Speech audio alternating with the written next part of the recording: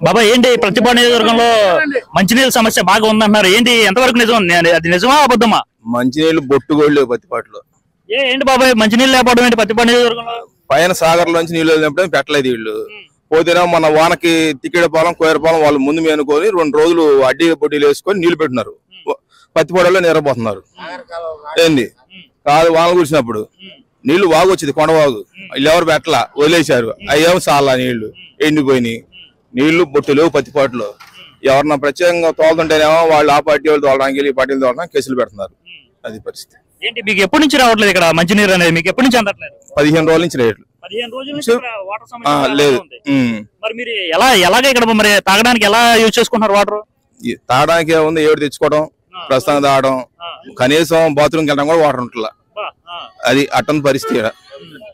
ఎవరన్నా ఉద్యోగస్తులు వచ్చి పత్తిపాటులో ఉండాలంటే 20 రోజులు పత్తిపాటు బాబు దండం పెడతామంటున్నారు.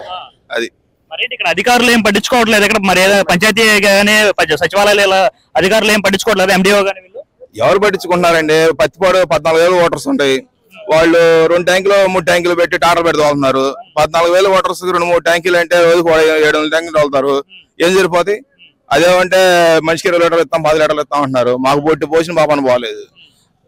నూతన వాళ్ళు స్వచ్ఛందంగా వాళ్ళ నాన్నగారు పేరు పెట్టి ఇక్కడ ఓటర్ తోలుతుంటే వాళ్ళ మీద కేసు పెట్టి ఆయన ఎవరు వచ్చినా గొడవ అడవి తీసినాడు.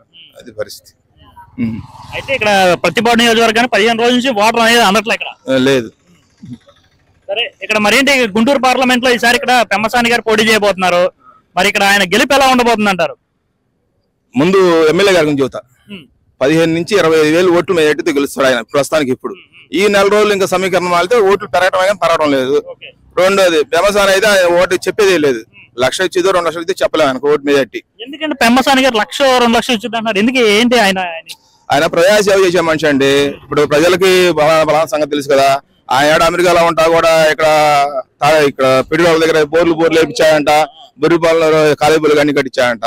ఇంకెవరు జైలు పెట్టి తీసేవాళ్ళు ఎవరున్నారు? ఎలా అలాంటి మంచి మనుషుడు కాబట్టి రేపు 1,00,000 వచ్చిద్దో 2 లక్షలు చెప్పలేము. అయితే ఇక్కడ మీ ప్రతిపాడు నియోజకవర్గంలో మరి ఆయన ఈసారి గెలిపించబోతున్నారా? ఎవరిని? పెమ్మసాని గారిని. ఆయన ఇంట్లో కూర్చున్నా గెలుతాడు అద్దెకి మెజారిటీ తోటి. చూసే పనే లేదు. ఆయన తిరగం అవసరంలా. ఆయన పేరు అటు పబ్లిసిటీ అయిపోయింది అంతా. అది గెలుపు పెమ్మసాని గారిదే. పెమ్మసాని ఎమ్మెల్యే చూసే పనే లేదు. మెజారిటీ లెక్కేసుకోవడం వాళ్ళిద్దరిగా.